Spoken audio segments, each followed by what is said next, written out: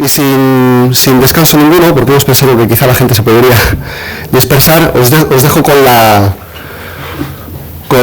intervención de Manuel Andrino Lobo, jefe nacional de la Falange, que seguro que tiene cosas muy interesantes que decirnos y al que estamos esperando a escuchar. Adelante, Manuel.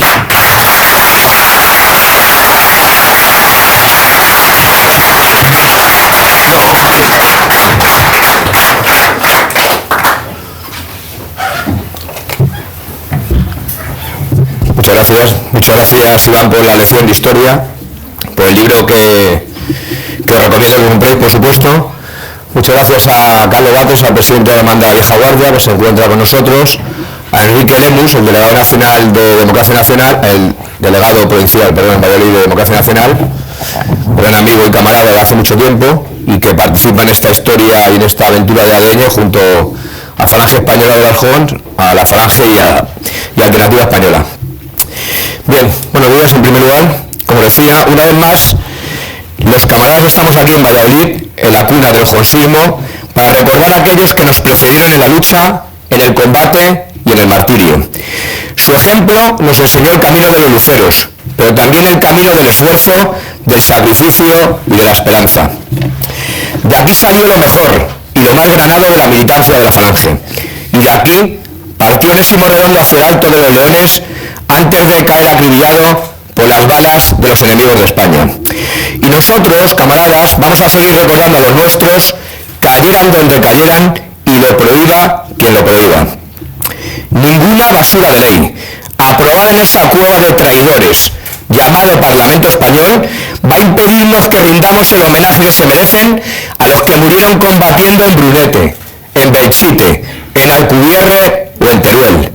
Como tampoco van a conseguir que escondamos a los miles de camaradas asesinados por separatistas, comunistas, anarquistas y socialistas en Paracuellos, en Aravaca, en Montjuïc y en tantos y tantos otros sitios. Y lo mejor que podemos hacer para no olvidarlos y para evitar que su martirio caiga en saco roto es lanzar el mensaje falangista que ellos pregonaron y que nosotros debemos continuar, actualizar y defender contra todo y contra todos. Y ese mensaje debe ser claro, rotundo y contundente, como siempre ha sido la actitud de la Falange. No valen ni medias tintas ni buenismos estúpidos que nos han llevado al borde del precipicio. Debemos de mantenernos firmes en nuestra oposición a esta presunta democracia que no lo es. Debemos decir más alto y más claro que nunca que no creemos en esta Constitución, ni en su puñetero Estado de las Autonomías, que no ha significado más que enfrentamientos entre españoles y que nos ha colocado de nuevo al borde del enfrentamiento civil. Desde el año 78 hasta ahora, lo peor de cada casa se ha sentido muy, pero que muy a gusto con este puñetero sistema liberal, burgués y monárquico. La derecha corrupta y cobarde, el socialcomunismo criminal y ruinoso y, por supuesto, el separatismo aldeano y traidor. Desde aquel periodo nefasto de la historia de España, llamado transición, todos ellos no han hecho otra cosa que empobrecernos, dividirnos e intentar acabar con una historia en común que en algún momento convirtió a España en el faro que alumbró el mundo. Una historia con la que quieren terminar unos y esconder los otros para vergüenza de quienes creemos que Hernán Cortés, Pizarro, Elcano y Colón son algunos de los personajes más grandes que ha dado la historia. Porque no dudéis de que han empezado mintiendo y falsificando lo sucedido en la Segunda República, en la Guerra Civil y en el régimen anterior, pero que antes o después todos estos hijos de mala madre irán a por los reyes católicos, a por el Cid Campeador o a por el mismísimo Duque de Alba. Los mismos que quieren ilegalizar a los falangistas son los que quieren convertir a España en un régimen bolivariano más, cuya seña de identidad, todos lo sabéis, son la pobreza, la miseria y el odio hacia quienes les llevamos al otro lado del Atlántico la modernidad y el progreso por entonces para que abandonaran sus culturas asesinas y también cavernícolas. Pretenden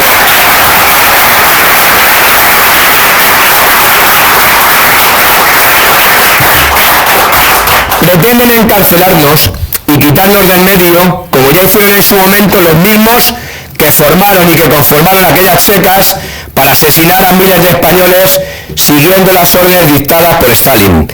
Los que se dedicaron a la quema de iglesias y de conventos y al asesinato de miles de curas, monjas, militares, falangistas y en general a todo aquel que no comulgara con el Frente Popular.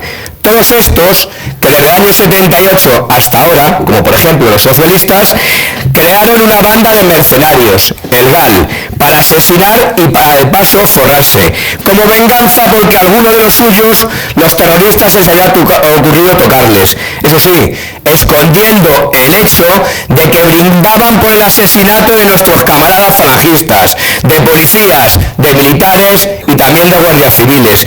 Los mismos socialistas que han robado a manos llenas a través de un director general de la Guardia Civil, del presidente del Banco de España, del director del Boletín Oficial del Estado, de los fondos reservados del Ministerio del Interior, de los de Andalucía y por supuesto de un buen puñado de escándalos más. Los mismos que han negociado en repetidas ocasiones con los terroristas de ETA y que ahora mismo siguen impidiendo que se esclarezcan cerca de 300 asesinatos. Además de mentir sobre quién diseñó y quién promovió de verdad, de la buena, los atentados de los trenes de Madrid que costaron casi 200 muertos y miles de heridos.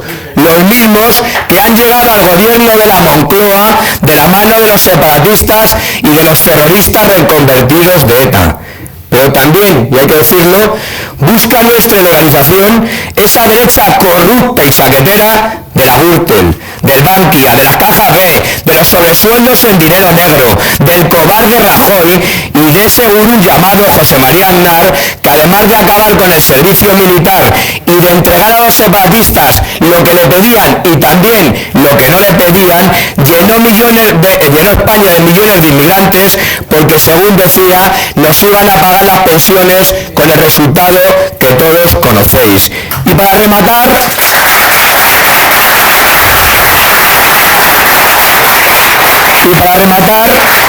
nos lleva al banquillo todos esos malnacidos separatistas y terroristas catalanes o vascos que pretenden blanquear ETA y sus cientos de crímenes y ya de paso convertir en apestados a quienes hemos defendido la españolidad más rotunda en aquellas queridas regiones españolas, por supuesto, como las que más. Excarcelan a asesinos convictos de decenas de asesinatos y ponen en la calle a quienes hace poco más de 2 años dieron un golpe de Estado contra España y su unidad nacional. En lugar de poner a los golpistas frente a un paredón y llenarles de agujeros como se merecen, les premian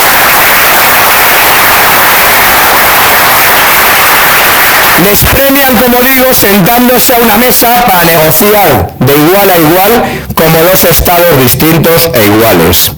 Por eso, camaradas y amigos, nosotros no creemos ni creeremos jamás en este marco legal nacido al amparo de la Constitución, que permite y ampara lo que para algunos hasta hace bien poco parecía inimaginable, pero que nosotros los falangistas llevamos denunciando desde que votamos no en aquel infausto día de diciembre de 1978, porque el Estado se ha estructurado en base a una gran mentira política, que basa su poder en la mafia policial y judicial, que al servicio del político de turno persigue, detiene y condena a los patriotas españoles, mientras permite sentencias vergonzosas como la del asesino de nuestro camarada Víctor Laínez o la del llamado proceso en Cataluña. A estas alturas, ya nadie debería de dudar de que se dictan de forma arbitraria e ilegal órdenes de detención, prohibición de actos públicos, cierre de librerías o sentencias para todos aquellos que, como nosotros, estamos más que hartos de este régimen y dispuestos a denunciarlo pese a quien pese y cueste lo que cueste. La llamada Fiscalía del Odio imputa a los que nos atrevemos a decir en Cataluña que estamos dispuestos a derramar hasta la última gota de nuestra sangre en defensa de la sagrada unidad nacional de España, pero que por supuesto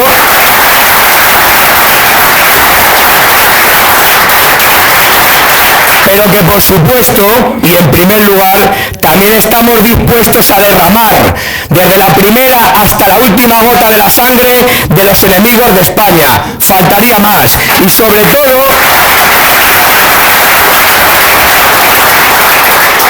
todo, cuando toda esta banda de estómagos agradecidos que visten de uniforme, da igual el color, verde, azul o caqui, callan o colaboran directamente ante el insulto continuo y cobarde de que sufren los que les precedieron en la milicia y que con bastante, pero con bastante más dignidad que ellos, llevaron esos uniformes a lo más alto del heroísmo, del sacrificio y de la entrega por la patria.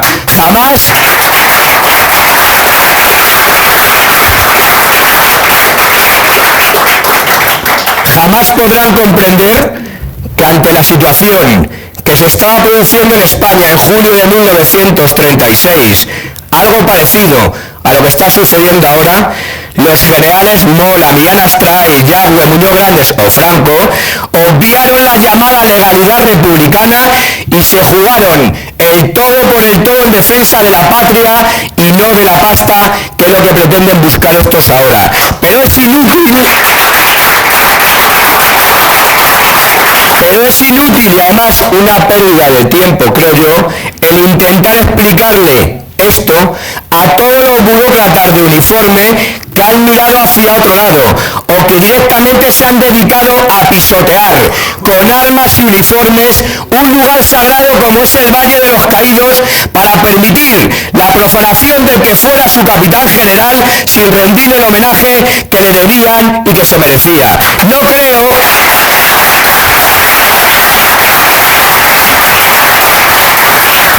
que puedan caer más bajo.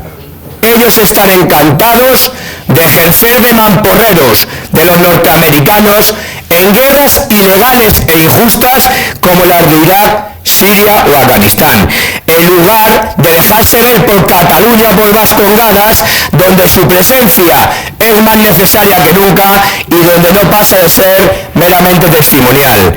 Como tampoco, camaradas, creo que pueda caer más bajo la jerarquía de la Iglesia Católica en España y en Roma. Y solo actitudes como la del prior del Valle de los Caídos, el padre Cantera, nos permiten seguir teniendo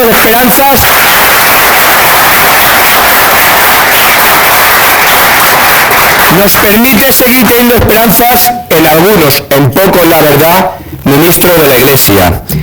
Se nombran a fiscales generales para favorecer a los que pretenden acabar con España y ponerles en libertad cuanto antes. Se utiliza la abogacía del Estado en contra de su propia legalidad constitucional para facilitar, eso sí, la negociación con quienes llevan 40 años persiguiendo a todos aquellos que han defendido a España y lo español en Cataluña o en Vascongadas, lo que, por cierto, en muchos casos les ha costado la vida. Se negocia, camaradas, el gobierno de España con los presos separatistas que se encuentran en las cárceles y también con los huidos y con los que se hallan prófugos de la justicia. Se pertenece a un club de presuntos socios y de presuntos países amigos llamado Unión Europea, donde se permite que esos mismos huidos y prófugos de la justicia española se refugien y utilicen el Parlamento Europeo para atacar a España, su unidad y su historia, sin que a nadie se le caiga la cara de vergüenza por haberles permitido huir o por no haberlos traído a rastras por las buenas o por las malas. Yo me pregunto si nadie es capaz, aunque sea esa autodenominada derecha valiente que tiene 50 y tantos diputados, de impedir que los representantes de los separatistas terroristas, de Bildu o de Esquerra Republicana utilicen los micrófonos de esa alcantarilla con sede en la carrera de San Jerónimo de Madrid para insultar, menospreciar y vejar a los españoles y su pasado. Digo yo, si es que no les queda más que el recurso al pataleo o al abucheo, sin que ninguno de esos 50 y tantos diputados se decida a subir, a arrebatarles el micrófono y tirarles escaleras abajo. La verdad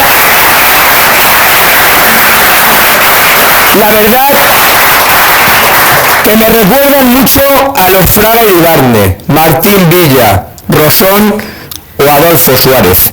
Traidores como los que más, que nos han llevado además hasta donde nos encontramos ante el aplauso de la derechita o de la derechona de toda la vida.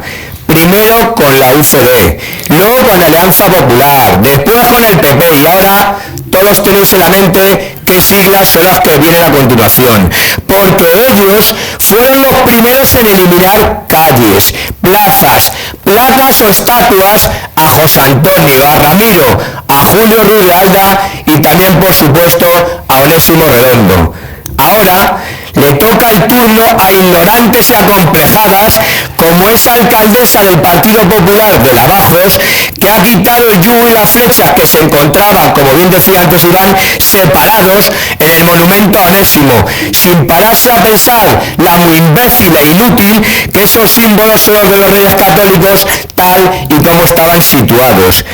Y es que en ese intento generalizado de manipulación y de ingeniería social, todos, absolutamente todos han colaborado, derecha, izquierda o eso que llaman el centro.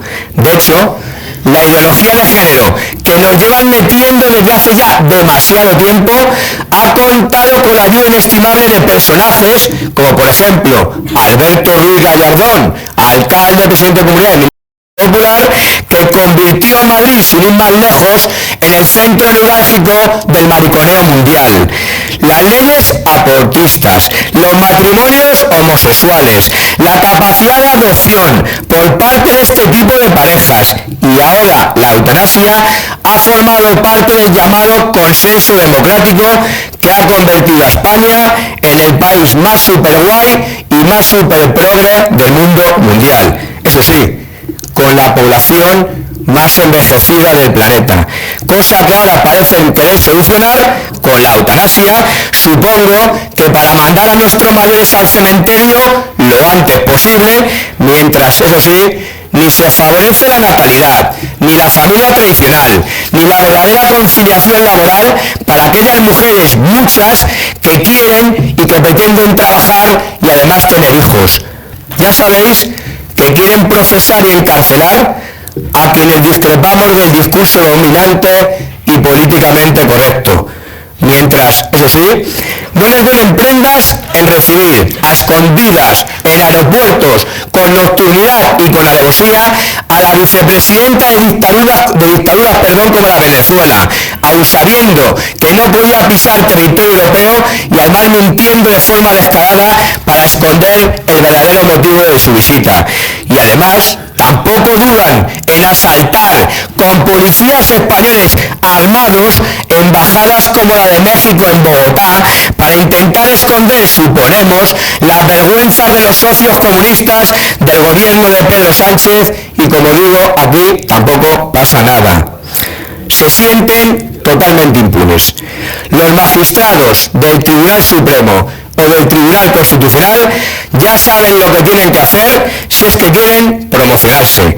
Se incumplen de forma reiterada las sentencias sobre la enseñanza del español en Cataluña o en Vascongadas, donde además, y por otra parte, lo poco que se enseña en español se enseña el elogio a España, y los tribunales callan para no molestar y no sentirse señalados. Se mantiene a terroristas de ETA en exilios dorados, en Cuba, en Venezuela o en la República Dominicana, pagados con nuestro dinero en virtud de las distintas negociaciones de los gobiernos del PSOE, pero también del PP, mientras, eso sí, se hace lo imposible para extraditar a patriotas españoles que estaban en el extranjero por lo sucedido hace ahora ya más de 40 años. Camaradas, no hay dinero para unas pensiones dignas para nuestros jubilados o para miles de viudas que malviven de pensiones de auténtica miseria. Pero sí hay dinero para abrir las distintas embajadas catalanas en el extranjero, desde donde además se hace política contra España. No hay dinero para que nuestros agricultores y nuestros ganaderos se hagan vida en Europa y puedan producir y vender a un precio razonable. Pero sí que hay cantidades millonarias para partidos y para sindicatos corruptos que además vacían las arcas públicas en cuanto tocan los fondos del Estado.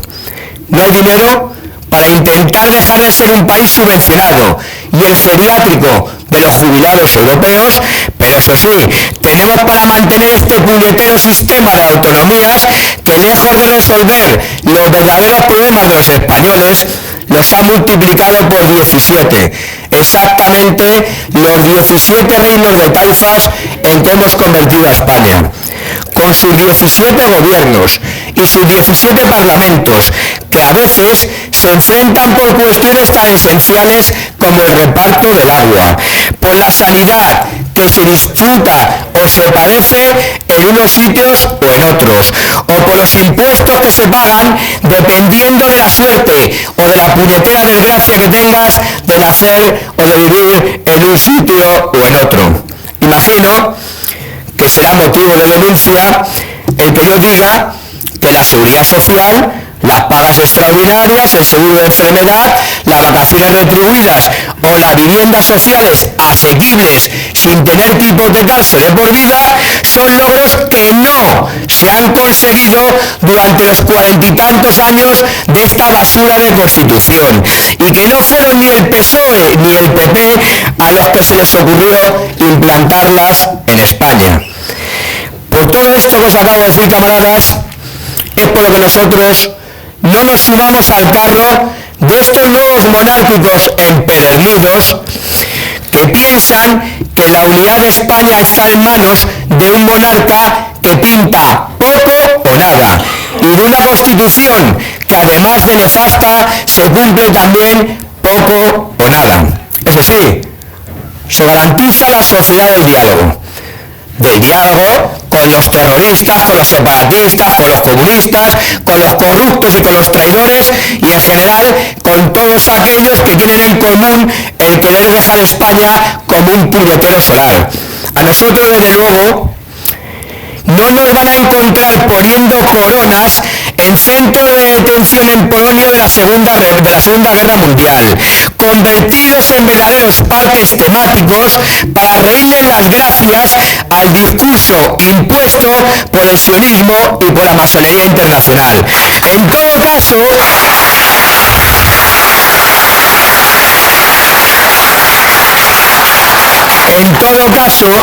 pondremos una y 1000 coronas, las que hagan falta en los cementerios donde reposan los restos de nuestros caídos en Novgorod, en Leningrado, en el lago Ilmen y, por supuesto, en Krasnivor. ¡Claro que sí! ¡También en Krasnivor! Camaradas, para terminar, y como reconocimiento a la valiente falange vallisoletana, capitaneada por Erasmo Redondo, y que no dudó en lanzarse al combate desde las primigenias Homs, os leo lo último que escribió el caudillo de Castilla antes de caer a aquel fatídico 24 de julio de 1936. A toda la tierra de Castilla y León, la patria resucita como siempre se crearon los imperios. Entre el ruido victorioso de las armas, Castilla asiste con júbilo frenético a esta explosión inesperada de grandeza y de justicia, porque España se hizo combatiendo y pisando a la barbarie con Castilla como región capitana. Camaradas, honor y gloria a nuestros detenidos, a nuestros condenados, a nuestros encarcelados y a nuestros caídos, y por supuesto al primero de ellos, a nuestro camarada Onésimo Redondo. ¡Presente! ¡Onésimo Redondo! ¡Presente! ¡Arriba España!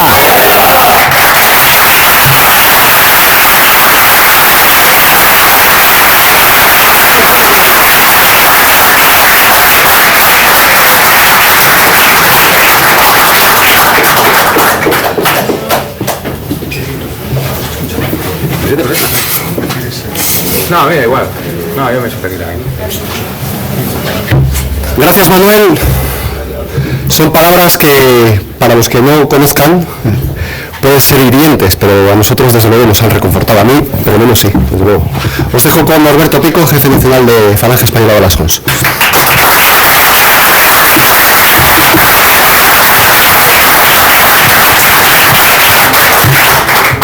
Bueno, yo subí aquí a este estrado, aunque efectivamente como soy algo inquieto me suelo mover, por eso me han pasado este micrófono para que pueda caminar incluso entre vosotros si así hace falta. La verdad es que hay muy poco que añadir a esta jornada, ¿no? Yo he definido esta jornada de hoy domingo como una jornada de memoria, pero también de esperanza y de ilusión. Es una jornada de memoria porque evidentemente nos convoca el recuerdo de ese 4 de marzo en el que se fusionaban en la ciudad de Valladolid los dos movimientos iniciales que darían lugar a Falange Española Cons, Falange Española y las Cons de Ramiro Ledesma y de Onésimo Redondo, ¿no?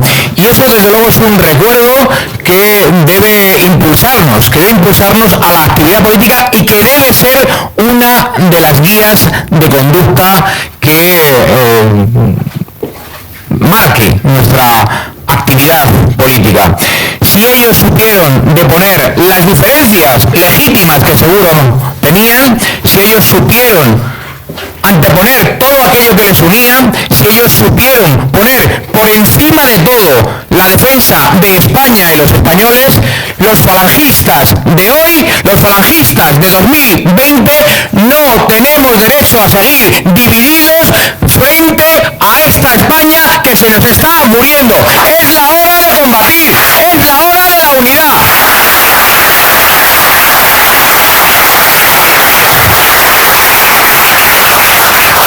Por eso os decía que hoy es un día para la memoria, sí, pero también para coger impulso para el combate político. Esto es una reunión extraña, puede decir alguno, ¿no? Puede decir que es una reunión extraña porque yo veo sentados, juntos, unos con otros y en apariencia sin problema, a hombres y a mujeres. Cuando hoy, 8 de marzo, lo que antes se llamaba Día de la Mujer Trabajadora, ahora ya no sabemos cuál es el nombre que le quieren poner, andan por toda España manifestantes diciéndonos que eso es imposible, que la convivencia sana y natural entre hombres y mujeres es absolutamente imposible, porque unos parece que odian a las otras, según hacen este relato. Un relato por el que tratan de trasladarnos una idea, y es que hay una ideología posmoderna, que sería la primera ideología que parece que es obligatoria. Es decir, hasta ahora las ideologías, bueno, pues uno las podía tomar, uno se podía acercar a ellas en función de sus criterios personales. Y era tan legítimo tener una ideología como tener otra. Eso era el debate sano entre ideologías. Ahora no. Ahora el feminismo lo han convertido, lo quieren convertir en una ideología obligatoria, de tal manera que aquellos que no comulgamos con el feminismo parece que quieren situarnos fuera de la ley, y ante eso nos tenemos que rebelar con esto, con la normalidad de estar juntos, hombres y mujeres, en un mismo proyecto.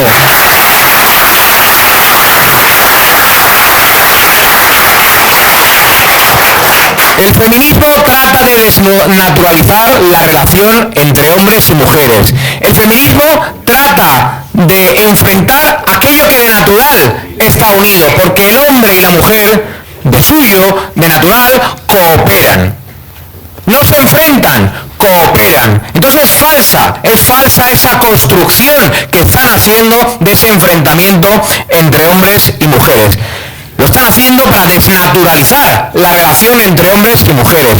Y lo están haciendo porque el feminismo, y así hay que clarificarlo, y así hay que denunciarlo, el feminismo es una ideología de odio. El feminismo sí que promueve el odio entre hombres y mujeres. Por eso lo vamos a combatir. Por eso no vamos a callar ante el feminismo. Es una ideología de odio, una ideología totalitaria. Frente a este modelo, frente al modelo del rencor, del odio, de la división, de la batalla, de la pugna entre hombres y mujeres, nosotros, los falangistas, defendemos un modelo muy distinto, un modelo de cooperación, un modelo de igualdad, claro que sí, un modelo de igualdad real, de igualdad jurídica entre hombres y mujeres, porque eso es en lo que hemos ido a parar. Antiguamente se decía que el feminismo había venido para luchar por la igualdad entre hombres y mujeres, pero ahora ya no. Los objetivos del feminismo no son la igualdad entre hombres y mujeres. No quieren la igualdad, no quieren la cooperación, quieren la división, quieren el enfrentamiento. Pues nosotros vamos a reivindicar hoy algunas de las mujeres que efectivamente lucharon por la igualdad entre hombres y mujeres. Vamos a reivindicar a algunas mujeres que sí, que trabajaron duramente para la mejora social, para la promoción social de las mujeres, en el ámbito rural, en el ámbito laboral también, y que dieron lo mejor que tenían de ellas, y lo dieron porque eran falangistas, y lucharon por la mujer porque eran falangistas.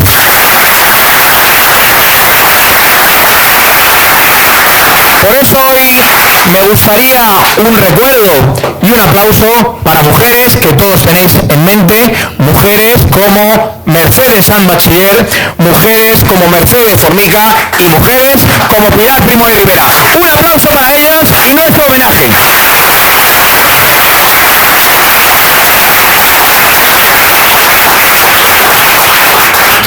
Todo el proyecto político de la izquierda, todo el proyecto social de la izquierda es ese, la división.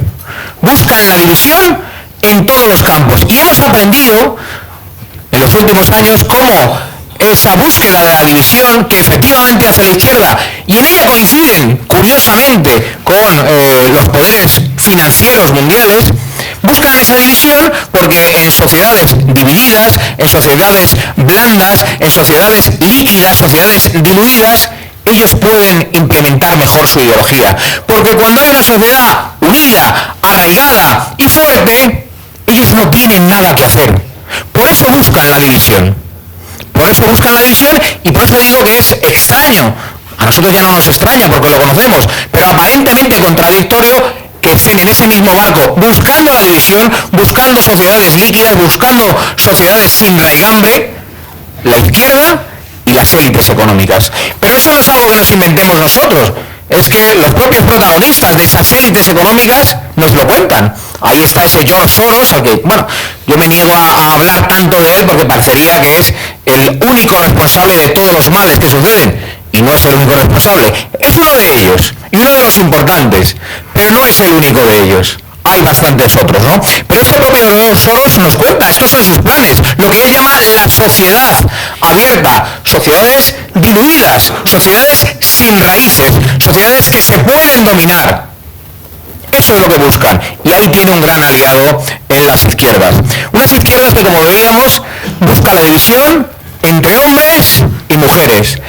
Y una izquierda que también ha buscado aquí en España la división artificial, buscando referencias en el pasado, buscando referencias en una ya lejana guerra civil española para dividir a la sociedad entre buenos y malos. Nos lo han contado antes Iván, desde un punto de vista de historiador, analizando qué es eso, ese fenómeno de la memoria histórica que llevamos ya más de una década padeciendo. Nos lo ha recordado también Manuel Andrino en su discurso, pero es muy oportuno que lo volvamos a recordar. El relato de la memoria histórica no persigue darle un entierro digno a aquellos que 80 años más tarde se encuentran a una de las cunetas. Claro que eso sería plausible. ¿Quién se va a oponer a que alguien que tiene localizado a un familiar suyo le pueda llevar unas flores y lo pueda enterrar dignamente? Nosotros no. Nosotros conocemos muy bien lo que es dar la vida por una causa. Lo sabemos, entre otras cosas, porque somos seguramente el único partido político en España que vio como todos sus fundadores, todos los fundadores de la Falange fueron asesinados. No nos deis lecciones sobre la muerte, la conocemos porque la hemos sufrido. Bueno, pues nosotros, que como digo, sufrimos como nadie lo que es el asesinato, lo que es la persecución política por parte de las izquierdas, nosotros teníamos muy olvidada la guerra civil. Es más, sabéis que nuestra organización, que Falange Española, fue precisamente de las que más colaboró en reconciliación entre los españoles. Y lo hacía gracias a su ideología, porque la ideología de Falange, que efectivamente es una ideología que podríamos llamar transversal y que pone un acento importante en cuestiones que tradicionalmente defendían la derecha, como puede ser la unidad de la nación o como puede ser la defensa de la familia o de los valores morales, pero a la vez lo hacía indisolublemente unido, lo hace indisolublemente unido a la defensa sincera, vehemente y revolucionaria de la justicia social. Y eso es lo que hizo que parte de esa media España, que había combatido de parte del bando republicano, se pudiese integrar perfectamente en las estructuras del nuevo régimen gracias a la organización de Falange Española, porque en otras organizaciones no hubieran podido estar. Lo hicimos, como veis, después de la guerra, pero lo hicimos incluso en la propia guerra civil. Todos tenemos en mente, por ejemplo, las palabras del segundo jefe nacional, de Manuel Levilla, ¿no? Pues llamando a evitar las represalias, llamando, sí, en un contexto bélico, en un contexto en el que lo que hacía falta era que concluyese la guerra con la victoria, pero aún así lo hacía diciendo, no odiéis al enemigo, porque el enemigo en esa circunstancia es vuestro compatriota, el enemigo también es un español, y el día de mañana tenéis que convivir con él. Eso lo hacía el segundo jefe nacional de la Falange. Pero es que antes el primero, desde la cárcel, se ofrecía a las autoridades republicanas que lo tenían retenido ilegalmente, se ofrecía a hacer de mediador con el otro bando para evitar la matanza entre españoles, para evitar la muerte de hermanos contra hermanos. Por eso digo que nadie nos puede reprochar a nosotros que no hayamos trabajado por la reconciliación. Si somos seguramente, además de la organización que más ha padecido con el enfrentamiento civil, con la guerra, porque hemos perdido, insisto, a todos los fundadores de la Falange y a un porcentaje importante de sus primeros militantes, además de eso hemos puesto todo lo que teníamos para la reconciliación entre españoles. Ahora bien, que no me digan hoy, en 2020, más allá de los 80 años de que acabó aquel conflicto, cuando los españoles ya se habían reconciliado, porque tenían que convivir en los pueblos, y lo habían hecho, y estaban ya perfectamente reconciliados, que no venga ahora la izquierda cainita a buscar divisiones con la presunta búsqueda de una nueva reconciliación, porque ya no es necesaria esa reconciliación, porque precisamente su fenómeno de la memoria histórica no ha traído la reconciliación, sino la división. Entonces, que no nos vengan a decir, en nombre de esa falsa reconciliación, que se va a humillar a los que dieron su vida por España, porque no lo vamos a tolerar, porque vamos a hacer todo lo posible para impedirlo.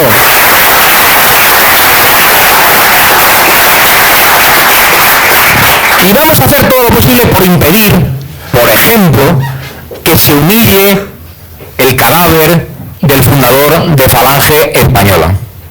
Como sabéis, después de haber conseguido su primer objetivo, que era sacar del Valle de los Caídos al anterior jefe del Estado, a Francisco Franco, ahora tienen un nuevo objetivo, que es tapar, ocultar, que no se sepa dónde está el cadáver de José Antonio Primo de Rivera. ¿Y por qué quieren hacer esto? Mienten cuando dicen que es que no puede haber una víctima preponderante en este recinto sagrado del Valle de los Caídos.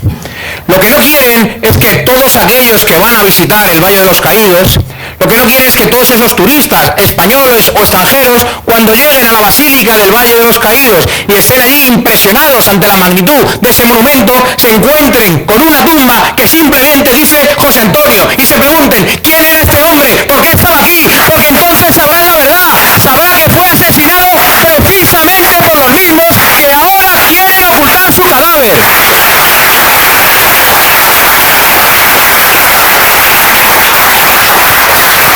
Es el modus operandi habitual de los delincuentes. Los delincuentes asesinan y luego pretenden ocultar el cadáver para que no se sepa, para que no se conozca, para que no se hable de ello. Pues lamentablemente esa es la situación en la que estamos. Es decir, los herederos políticos de aquellos que asesinaron a José Antonio Primo de Rivera y al resto de los fundadores de la Falange, hoy, en 2020, andan tratando de ocultar sus crímenes. Por eso, cuando en una ciudad española hay una calle que recuerda a un falangista que fue asesinado, le quitan el nombre de la calle.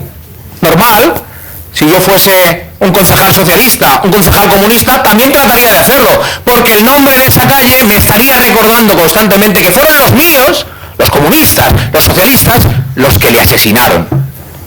Por eso lo quieren retirar. Por eso cuando en un pueblecito pequeño de la provincia de Valladolid, como Lavajos,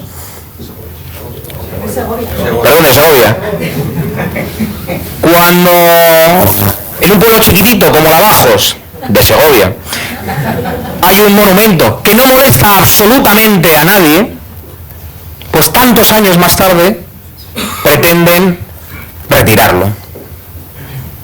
Para ocultar sus crímenes. No hay otra razón, ¿no? Bueno, pues veíamos cómo esta izquierda busca la división entre sexos, entre hombres y mujeres, busca la división también en motivos históricos, resucitando la guerra civil para construir un relato entre buenos y malos que les sirve además para deslegitimar en política, ¿no? Porque todo aquel que, según su relato, el relato de la izquierda, todo aquel que incluso lejanamente se sienta vinculado a el llamado bando nacional en la guerra civil, ¿no? Y digo lejanamente porque es que transcurridos 80 años, por ejemplo, en nuestro caso, seguimos siendo la misma organización, seguimos siendo Falange España Mejor, pero hay otras organizaciones que no existían y sin embargo la izquierda trata de hacer ese vínculo con el bando nacional para deslegitimarlos, porque previamente han construido un relato, un discurso, una mentira, una falacia, en la que el bando nacional era un bando asesino y el bando republicano era un dechado de virtudes, ¿no? Yo esta semana tenía oportunidad de debatir en una televisión en Castellón con una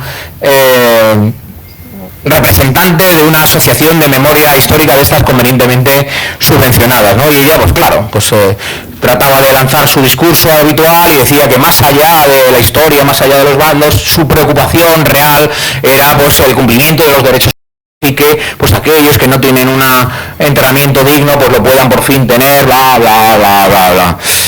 Me bastó un datito de su propia organización, de su propia asociación de memoria histórica para desarticular ese discurso falaz, ese discurso mentiroso. Porque les recordé cómo hace tan solo 2 años esa misma asociación en un pueblo de Castellón que andaba buscando al parecer a 2 víctimas presuntamente asesinadas por el bando franquista, insisto, buscaban a 2, no encontraron a 2, sino que encontraron a 79. Pero no 79 asesinados por el franquismo, sino 79 asesinados por el bando republicano, por las izquierdas a las que ellos representaban. ¿Y sabéis lo que hicieron? ¿Sabéis lo que hicieron cuando aparecieron esos 79 cadáveres del bando nacional? Los volvieron a enterrar. Para entonces ya no había ni derechos humanos, ni memoria, ni absolutamente nada. Solo había rencor, solo había odio. Porque la memoria histórica, al igual que sucede con el feminismo, también es un fenómeno de odio. Bueno, pues si quieren buscar la división entre hombres y mujeres, si quieren hacer diferencias entre buenos y malos con la excusa de la guerra civil, la izquierda y los separatistas, en este caso, también buscan la división territorial. También buscan la desintegración de la nación española. Y el motivo último no deja de ser el mismo del que describíamos antes. Naciones Unidas, no la organización, sino naciones que permanecen unidas, países que permanecen unidos. Naciones Unidas, naciones fuertes, naciones potentes, son naciones que no se dejan dominar, son naciones que defienden su soberanía. Y lo que buscan los grandes magnates, las grandes multinacionales, los grandes poderes mundiales, todos aquellos que constituyen eso que hemos llamar el nuevo orden mundial, lo que buscan son naciones pequeñitas, naciones divididas. Por eso, ese personaje nefasto, ese personaje tenebroso del que hablábamos antes y que ahora no voy a repetir su nombre porque ya me está resultando pesado, también ha financiado el separatismo en España, también ha financiado los golpes de Estado separatistas en Cataluña. Ese tipejo es un enemigo de España, pues a ese tipejo le recibió el primer día el actual presidente del gobierno de la Moncloa, para oprobio, para deshonor y para vergüenza de todos los españoles.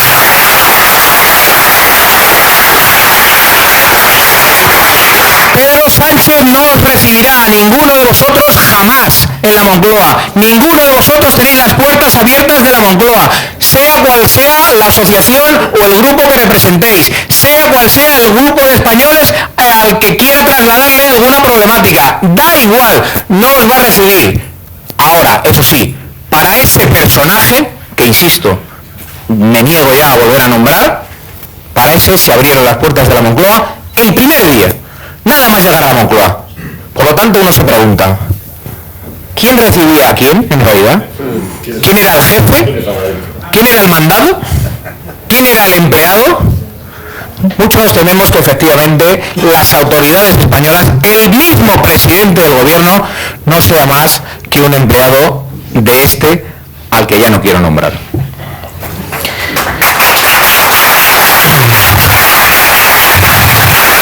Como os decía, buscan la división de España.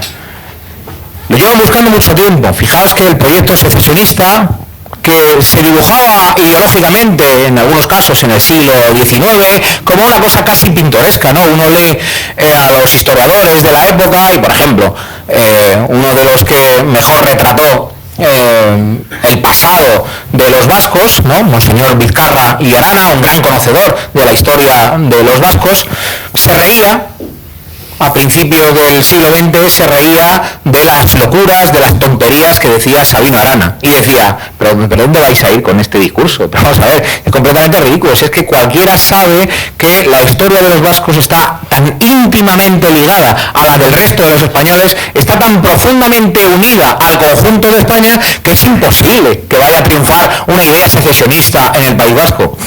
Se equivocaba. Décadas constantes de machacar a los vascos en el mensaje de odio también que tiene el nacionalismo, mensaje de odio, fijaos, volvemos a hablar de ese término, pues décadas de machacar, y en los últimos 40 años, además, desde los púlpitos que le dan las instituciones, desde los parlamentos autonómicos, de las televisiones autonómicas, en las escuelas públicas de las provincias vascas, pues a día de hoy pues tenemos un nacionalismo vasco que es prácticamente monopolístico en la política autonómica en el País Vasco. Y lo mismo sucede con Cataluña. Por eso, pese a que hace 2 años, y casi sin quererlo, el que entonces era el presidente del gobierno, Mariano Rajoy, porque la verdad es que hizo todo lo posible para no tener que intervenir, es decir, miró para otro lado todo lo que puso hasta que ya la realidad le estalló en sus narices y algo tuvo que hacer. Pese a eso, por la fortaleza histórica de la nación española y porque hubo miles de catalanes que se sienten españoles, que no querían ser abandonados por el resto de España y que dieron su testimonio de fe y de patriotismo en España, en las calles de Cataluña, por eso no triunfó el golpe secesionista. Pero no porque el presidente del gobierno, Mariano Rajoy, fuese contundente en hacer sus obligaciones, en cumplir la ley y hacer cumplir la ley, que no lo fue en absoluto. Si no triunfó el golpe hace 2 años fue porque miles de catalanes le dieron la batalla y porque miles de españoles fuera de Cataluña también le presentaron batalla en la forma en la que tenían de hacerlo. Salir a las calles, poner banderas en los balcones para hacerle ver a su presidente de gobierno, a ese presidente que podríamos calificar de felón, de cobarde, de traidor incluso, para hacerle ver que ellos no querían entregar Cataluña al separatismo, que ellos, aunque no habían nacido en Cataluña, incluso aunque no habían pisado Cataluña en su vida, se sentían tan catalanes como los que allí residían. ¿Por qué? Porque uno puede haber nacido en Cataluña, uno puede haber nacido en el País Vasco, uno puede haber nacido en Castilla la Vieja o en Castilla la Nueva, en Canarias, en Ceuta, en Melilla, en Galicia, en Asturias, en Extremadura o en Andalucía, y eso no es incompatible con ser español, porque España es una nación plural, pero es una sola nación, no es una nación de naciones, es una única nación.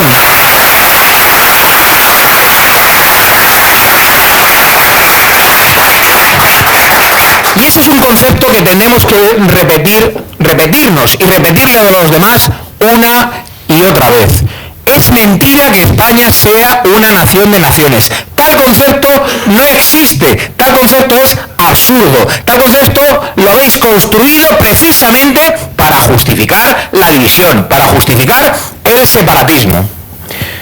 Bueno, pues veíamos, como hemos visto, como muy pocas fechas después de ese golpe secesionista que nos helaba el corazón a todos, pero que tuvo también, es verdad, la virtud de despertar esa fibra patriótica que parecía dormida en un montón de españoles, vemos como los protagonistas del golpe secesionista están saliendo de las cárceles. Pero si es que cualquier ratero que te robe la cartera va a estar más tiempo en prisión que los que han protagonizado un golpe secesionista. Pero si es que sale más caro penalmente mangarle la cartera al prójimo que mangarnos la nación a todos. ¿Cómo puede ser eso? ¿Cómo puede ser que estén ya en la calle los autores del golpe secesionista? Es indignante, es indignante. Pues todo eso se puede hacer legalmente, entre otras cosas, porque la competencia sobre prisiones está transferida, está trasladada a la Generalitat de Cataluña. Es decir, se ha puesto a los lobos a cuidar, iba a decir de los corderos, no son corderos, porque también son lobos los que estaban dentro. El ejemplo me ha salido muy mal, pero se ha puesto a los separatistas. Se les ha entregado a los separatistas la llave de la prisión donde tienen que estar los separatistas. Así se le va a entender un poco mejor, ¿no? Claro, eso es inconcebible. Y eso ha dado en que efectivamente, a muy pocos meses después de confirmadas sus condenas, los tipos estén ya paseándose por las calles. Pero es que cabe en una nación un delito más grave que el del propio atentado contra la nación. Pero es que cabe pensar en algo más grave que en atentar contra la indisoluble unidad de la nación española. Nosotros no lo concebimos, nosotros no lo vamos a permitir, nosotros vamos a reclamar permanentemente que los golpistas acaben sus días en la cárcel, porque España no se negocia, España se defiende, tiene la obligación de defender a España, y si no lo hace un gobierno cobarde de izquierdas o de derechas, lo haremos nosotros, los falangistas, seremos nosotros los que tendremos que defender a España en las urnas y en las calles.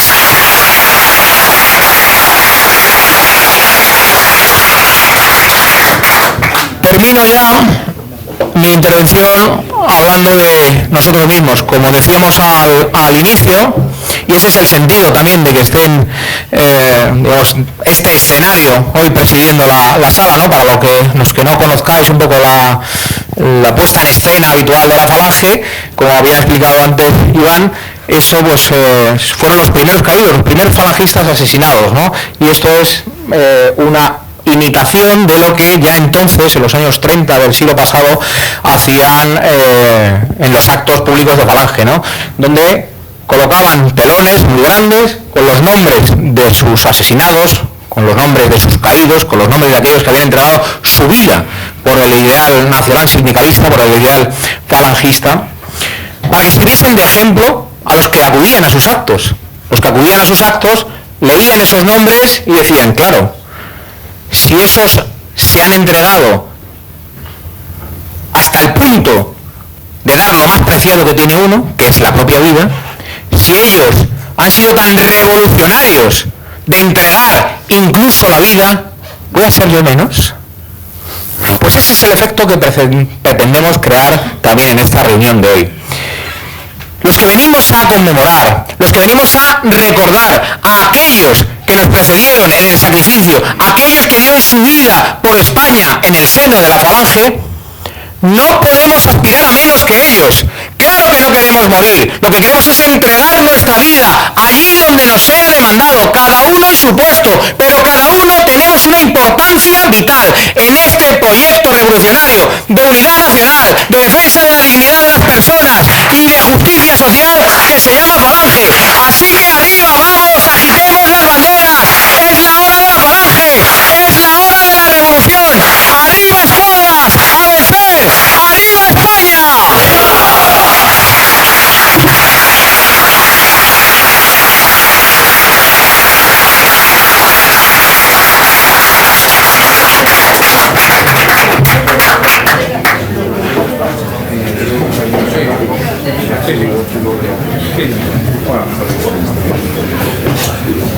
Gracias, Norberto.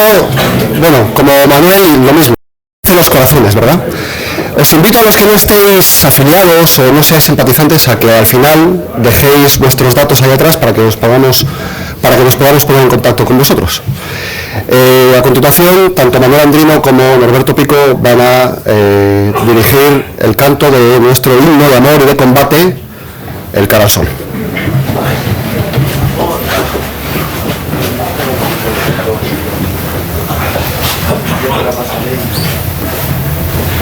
Corazón con la camisa nueva, que tú has de joder, me hallará la muerte si me deja y no te vuelvo a ver. Formaré junto a mis compañeros que hacen guardia sobre los luceros, impasible el alemán, y están presentes en nuestro afán. Si me dicen que caí, me fui al puesto que tengo allí. Volverán banderas victoriosas